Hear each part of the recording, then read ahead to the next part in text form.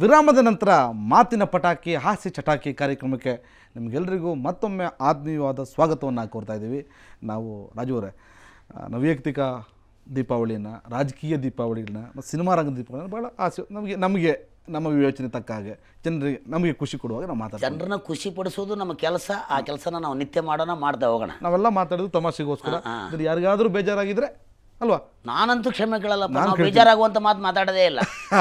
ಕ್ಷಮಿಸಿ, ನಾವು ಹೇಳೋದೆಲ್ಲ ತಮಾಷೆಗಾಗಿ ಇರಲಿ. ಈಗ ಚಲನಚಿತ್ರರಂಗದಲ್ಲಿ ಒಂದು ಮಿಂಚಾಗಿ ಬಂದ್ರಿ ನೀವು. ಮಿಂಚಾಗಿ ನೀನು ಬರಲು ಯೋಗರಾಜ್ ಭಟ್ರ ಸಾರಥ್ಯದಲ್ಲಿ ಮನಸಾರ ಚಿತ್ರದ ಮೊದಲೇ ಬಂದಿದ್ರಿ, ಆದರೆ ಜನರು ನನ್ನ ಗುರುತಿಸಿರಲಿಲ್ಲ. ಉತ್ತರ ಕರ್ನಾಟಕದಲ್ಲಿ ನೀವು ಒಬ್ಬ ಸ್ಟಾರ್ ಪಟ್ಟಕ್ಕೆ ಏರಂಥ ವ್ಯಕ್ತಿ. ನೀವು ಸಣ್ಣ ವಯಸ್ಸಿನಲ್ಲೂ ಕೂಡ ನಿಮ್ಮ ಕಲಿಯುವುದು ಕುಟುಕ, ಸಾಕಷ್ಟು ನಾಟಕಗಳನ್ನು ನಾವು ನೋಡಿದ್ದೀವಿ. ನಿಮ್ಮ ಜೊತೆ ಅಭಿನಯ ಮಾಡುವಂಥ ಅವಕಾಶ ಕೂಡ ನನಗೆ ಸಿಕ್ತು. ಭಾಳ ತುಂಬ ಥ್ಯಾಂಕ್ಫುಲ್ ಆಗಿದ್ದೇನೆ. ನೀವು ಗುರುತಿಸಿಕೊಂಡಿದ್ದು ಸಂಭಾಷಣೆಗಳ ಮೂಲಕ. ಅಂದರೆ ಮಾತಿನ ಮಲ್ಲ, ಉತ್ತರ ಕರ್ನಾಟಕದ ಹುಲಿ ಇತ್ತಲ್ಲ, ನೀವು ಬಿರುದನ್ನು ಪಡ್ಕೊಂಡಿದ್ದೀರಿ. ನೀವು ನಿಮಗೆ ಇಷ್ಟವಾಗಿರುವಂತಹ ಒಂದು ಸಂಭಾಷಣೆ ಸಿನಿಮಾದ್ದು ಬೇಕು, ನಾಟಕದ ಬೇಕು ಮಿತ್ರ ನಿನಗೆ? ನೋಡಿ, ನಮ್ಮ ಜನರಿಗೆ, ನಿಮ್ಮ ಅಭಿಮಾನಿಗಳಿಗೆ ಏನು ಬೇಕು ನಿಮ್ಗೆ ಚೆನ್ನಾಗಿ ಗೊತ್ತು. ಸಿನಿಮಾದೊಂದು ಕೊಡೋಣ, ನಾಟಕದೊಂದು ಕೊಡೋಣ, ಬರಲಿ. ಲೇ ನಿಮ್ಮ ಪ್ರಾಬ್ಲಮ್ನಾರ ಏನ್ರಲೇ? 20 ವರ್ಷ ಆತು ನಾನು ಒಟ್ಟ ಹೊರಗೆ ಬಿಡಾಕ ತಯಾರಿಲ್ಲ.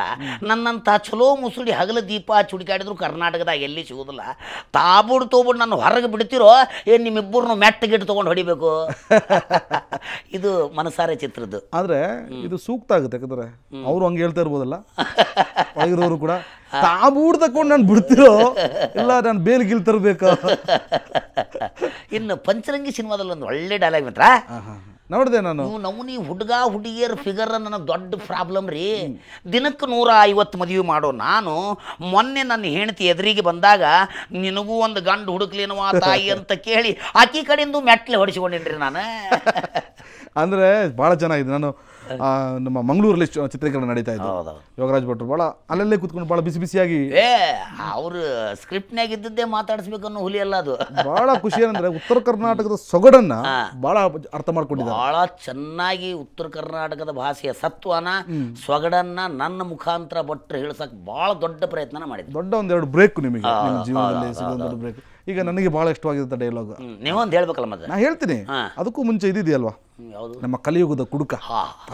ಉತ್ತರ ಕರ್ನಾಟಕದ ಅಭಿಮಾನಿಗಳು ನಾಟಕವನ್ನ ಕೇಳಿರುವಂತ ಅಭಿಮಾನಿಗಳು ನಮ್ಮ ಇದೇ ವಾಹಿನಿಯಲ್ಲಿ ಕೂಡ ಬಿತ್ತಾರ ಮಾಡಿದ್ರು ಅದನ್ನ. ಎಲ್ಲರೂ ಮತ್ತೊಮ್ಮೆ ಅದನ್ನ ರೀಕಾಲ್ ಮಾಡಿಕೊಳ್ಳಿ. ಹೇಳಿಬಿಟ್ರು ಸ್ವಾಮಿ ವಿವೇಕಾನಂದರು, ಎದ್ದೇಳೋ ಭಾರತೀಯ. ಎದ್ದು ಬಿಟ್ರು ನನ್ನ ಮಕ್ಕಳ ತಿಪ್ಪ್ಯಾಗ ನಾಯಿ ಕೋಡಿ ಎದ್ದಂಗೆ ಪುದು ಪುದು ಪುದು ಪುದು.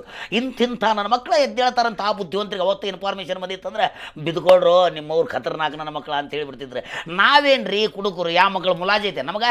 ನಮ್ಮ ಪಾಡಿಗೆ ನಾವು ಕುಡಿದು ಗಟ್ಟರದಂಡಿಗೆ ಮುಕ್ಕೊಂಡ್ರು ಈ ಮಕ್ಕಳ ಮೆಸಲೆ ಹೊಯ್ಕೊಳ್ದು ಬಿಡುದಿಲ್ಲ. ನೋಡು ಮಗ, ಜಗ್ ಕುಡಿದು ಗಟ್ಟರದಂಡಿಗೆ ಮುಕ್ಕೊಂಡ ನಂತರ ನಾವು ಯಾಕೆ ಗಟ್ಟರದಂಡಿಗೆ ಮುಕ್ಕೊಂಡಿರ್ತೀವಿ? ಜಗತ್ತಿನ ಬಗ್ಗೆ ವಿಚಾರ ಮಾಡಾಕ ಗಟ್ಟರದಂಡಿಗೆ ಮುಕ್ಕೊಂಡಿರ್ತೀವಿ. ನಿಜವಾದ ಕುಡುಕನ ಒಂದಿಂದ 2 ಸೆಕೆಂಡ್ ಆದರೂ ಜಗತ್ತಿನ ಬಗ್ಗೆ ವಿಚಾರ ಮಾಡ್ತಾನೆ. ಇವತ್ತು ಕುಡಿಯೋ ನಿತ್ಯ ಕುಡುಕ ಒಂದು ದಿನಕ್ಕೆ 2 ಟೈಮ್ ಸರಾಯದ ಅಂಗಡಿಗೆ ವಿಸಿಟ್ ಕೊಡಲಿಲ್ಲ ಅಂದ್ರೆ ಇವತ್ತು ಈ ನಮ್ಮ ಕರ್ನಾಟಕ ಸರ್ಕಾರಕ್ಕೆ ಬಜೆಟ್ ಮೇಂಟೈನ್ ಮಾಡಕ್ಕೆ ದೇವರಾಣಿ ಆಗದೇ ಇಲ್ಲ. ಇವರೇನು ಮೇಂಟೈನ್ ಮಾಡ್ತಾರೆ? ಸ್ವಾರ್ಥದ ರಾಜಕೀಯ. ಇವ್ರು ನಿಲ್ಸಾಕ ಅವ್ರು ಓಡಾಡ್ದು, ಅವ್ರು ನಿಲ್ಸಾಕ ಇವ್ರು ಓಡಾಡ್ದು.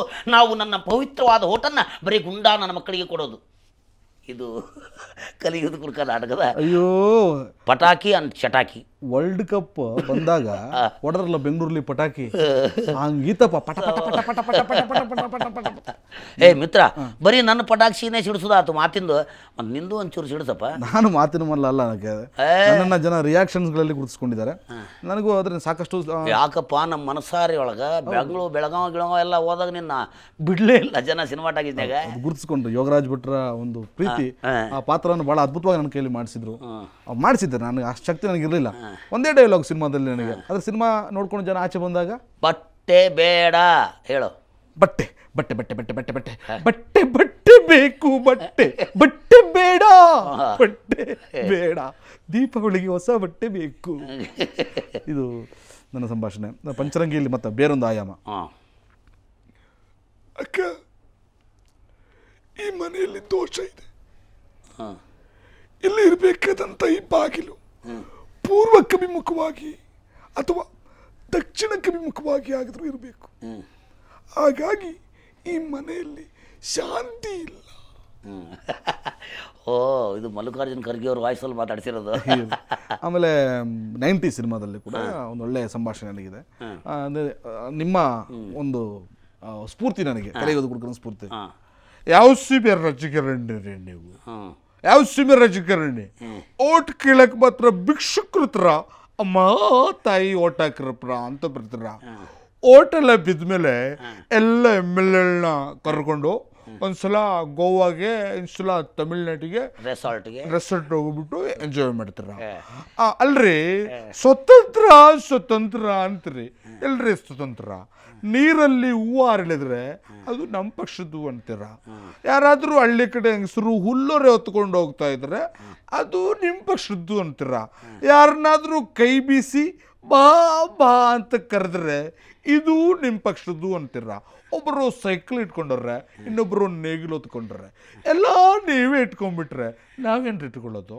ಆದರೆ ಅಲ್ರಿ, ರೇಷನ್ ಅಂಗಡಿಯಲ್ಲಿ ರೇಷನ್ ಇಲ್ಲದಿದ್ದರೂ ಪರವಾಗಿಲ್ಲ, ನಲ್ಲಿಲಿ ನೀರು ಬರೆದಿದ್ದರೂ ಪರವಾಗಿಲ್ಲ, ರಸ್ತೆಯಲ್ಲಿ ಟಾರ್ ಇಲ್ಲದಿದ್ದರೂ ಪರವಾಗಿಲ್ಲ, ನಮ್ಮ ಎಣ್ಣೆ ಅಂಗಡಿಗೆ ಕರೆಕ್ಟಾಗಿ ಎಣ್ಣೆ ಸಪ್ಲೈ ಮಾಡ್ತಾರಲ್ಲ, thanks to Acharya, I love you.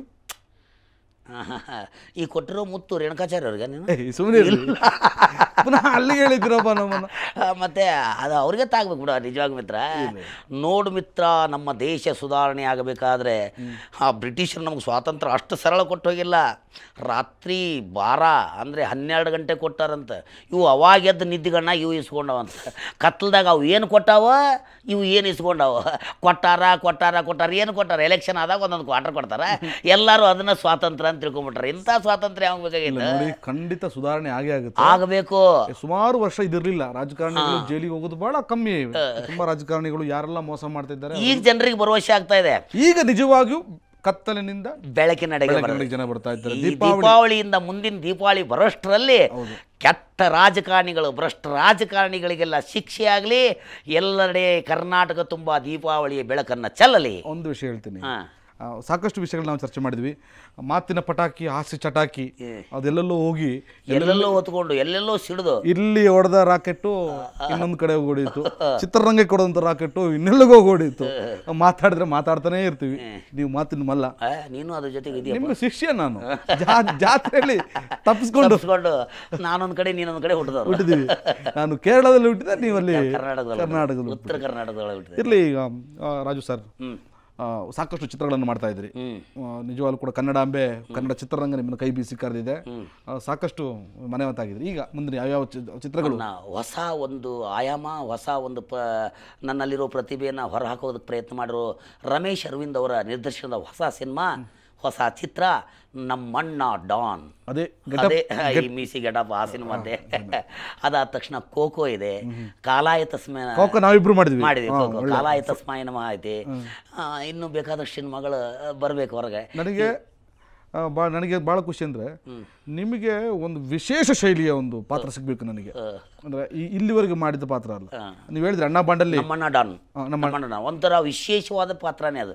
ಹಾಸ್ಯದ ಮೂಲಕನೇ ಮೆಸೇಜ್ಗಳು, ಮತ್ತು ಈ ಗುಂಡಾಜಮ್ಮು, ರೌಡಿಜಮ್ಮು, ಅದ್ರ ಮೂಲಕನೇ ಮತ್ತು ಸಮಾಜಕ್ಕೊಂದು ಮೆಸೇಜು.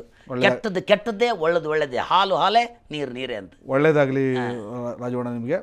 ನನಗೆ ಈ ದೀಪಾವಳಿ ಭಾಳ ಖುಷಿ ಏನಂದರೆ, ನಿಮ್ಗೆ ಯಾವ್ಯಾವ ಸಿನಿಮಾಗಳು? ಈಗ ನನಗೆ ಈ ದೀಪಾವಳಿ ಹಬ್ಬದಂದು ಇವತ್ತು ನಮ್ಮದು ಕಾಂಚಾಣ ಸಿನಿಮಾ, ದಿಗಂತ್ ಅವರ ಅಭಿನಯದ ಕಾಂಚಾಣ ಅದೆಲ್ಲ ನಾನು ಗೆಸ್ಟ್ ಅಪಿಯರೆನ್ಸ್ ಮಾಡಿದ್ದೀನಿ. ತುಂಬ ಎಕ್ಸ್ಪೆಕ್ಟೇಷನ್ ಇದೆ. ಮತ್ತು ಬಹಳ ಖುಷಿ ಅಂತ ಹೇಳಿದ್ರೆ, ನಾನು ಬಹಳ ವರ್ಷದಿಂದ ಕಾಯ್ತಾ ಇದ್ದೀನಿ. ಒಂದು ಅದ್ಭುತವಾದ ಸಿನಿಮಾ ಮಾಡಿ ಕಾಯ್ತಾ, ಅದು ಈ ನವಂಬರಲ್ಲಿ ರಿಲೀಸ್ ಆಗ್ತಾ ಇದೆ. ಮಂದಹಾಸ ಅಂತ ಸಿನಿಮಾ, ಒಂದು 3 ಶೇಡ್ ಕ್ಯಾರೆಕ್ಟರ್ಗಳು ಮಾಡಿದ್ದೀನಿ. ಹಾಗಾಗಿ ಪ್ಯಾಸೆಂಜರ್ ಒಂದು ಸಿನಿಮಾ ನಡೀತಾ ಇದೆ, ಇನ್ನೊಂದು 2-3 ಸಿನಿಮಾ ಬೇಕಾದ ಸಿನಿಮಾಗಳು ದೇವ್ರ ದಯೆಯಿಂದ ಬರ್ತಾ ಇದೆ, ಅವಕಾಶ ಬರ್ತಾ ಇದೆ. ನಮ್ಮ ಕೋಕೋದಲ್ಲಿ ಮಾಡಿದ್ವಿ ಬರ್ತಾ ಇದೆ. ನಮಗಿಬ್ಬರಿಗೂ ಈ ದೀಪಾವಳಿ ಒಳ್ಳೆ ದೀಪಾವಳಿ ಆಗಲಿ. ಇಡೀ ನಮ್ಮೆಲ್ಲ ಸಮಸ್ಯೆಗಳು ಇಬ್ಬರಿಗೆ ಅಲ್ಲ, ಇಡೀ ಕರ್ನಾಟಕದ 6.5 ಕೋಟಿ ಜನರಿಗೂ ದೀಪಾವಳಿಯ ಬೆಳಕನ್ನ ಚೆಲ್ಲಲಿ. ಎಲ್ಲಿ ಬೆಳಕು ಚೆಲ್ಲೋದಲ್ಲಿ ಪವರ್ ಕಟ್ ಸಿಕ್ಕಾಪಟ್ಟೆ, ಅದು ಒಂದು ಸಮಸ್ಯೆ ಆಗಿಬಿಟ್ಟದಲ್ಲಪ್ಪ. ಏನ್ ಮಾಡಿ, ಯಾವ ಬೆಳಕು? ಕರೆಂಟ್ ಬೆಳಕು ಅಂತ ಹೇಳೋದು, ದೀಪದ ಬೆಳಕು, ದೀಪದ ಬೆಳಕೆ, ಕ್ಯಾಂಡಲ್ ಬೆಳಕು, ಕ್ಯಾಂಡಲ್ ಬೆಳಕಾಗ್ಲಿ, ದೀಪಾವಳಿ ದೀಪದ ಬೆಳಕಾಗ್ಲಿ, ಬೆಳಕು ಚೆಲ್ಲಲಿ ಹೋಗ್ಲಿ. ಈ ದೀಪಾವಳಿಯಿಂದಾಗಿ ಆದ್ರೂ ನಮ್ಮ ಪವರ್ ಕಟ್ ಸಮಸ್ಯೆ ದೂರ ಆಗಲಿ, ರೈತರಿಗೆ ಪವರ್ ವ್ಯವಸ್ಥೆ ಸಿಗಲಿ, ನೀರು ಮಳೆ ಬರಲಿ, ಬೆಳೆ ಚೆನ್ನಾಗಿ ಬರಲಿ. ಹೌದು ಮುಂದಿನ ವರ್ಷ ಇದೇ ವರ್ಷ ದೀಪಾವಳಿ ಸಂಭ್ರಮದ ಆಚರಿಸಲಿ. ನಾವಿಬ್ರು ಕೂತ್ಕೊಂಡು ಮುಂದಿನ ವರ್ಷ ಕೂಡ ಇದೇ ಥರ ಅದ್ಭುತವಾಗಿ ಮಾತಾಡೋಣ. ಮಾತಿನ ಪಟಾಕಿ, ಹಾಸ್ಯ ಚಟಾಕಿ ನಮ್ಮಿಬ್ಬರನ್ನ ಇಲ್ಲಿಗೆ ಕರೆಸಿ ಒಳ್ಳೆ ವಿಷಯಗಳನ್ನು ಮಾತನಾಡಿಸಿ, ಒಳ್ಳೇದು ಮಾತಾಡಿದೀವೋ ಕೆಟ್ಟದ್ದು ಮಾತಾಡಿದ್ವಿ ಅವರೇ ಡಿಸೈಡ್ ಮಾಡಬೇಕು. ಏನೋ ಮಾತಾಡಿದ್ದೀವಿ, ಯಾರಿಗಾರಿಗೆ ಬೇಜಾರಾಗಿದ್ದರೆ ಕ್ಷಮೆ ಕೇಳ್ತೀವಿ. ನಾವಿಬ್ಬರನ್ನ ಕರೆಸಿ ಮಾತಾಡಲಿಕ್ಕೆ ಅವಕಾಶ ಮಾಡಿಕೊಟ್ಟಿದ್ದಕ್ಕಾಗಿ ಸುವರ್ಣ ನ್ಯೂಸ್ 24/7ನ ಎಲ್ಲ ವೀಕ್ಷಕರಿಗೂ ಮತ್ತು ನಮ್ಮ ತಾಂತ್ರಿಕ ವರ್ಗದವರಿಗೂ ಸಮಸ್ತ ಕನ್ನಡಿಗರಿಗೂ ದೀಪಾವಳಿ ಹಬ್ಬದ ಶುಭಾಶಯಗಳು. ಶುಭವಾಗಲಿ.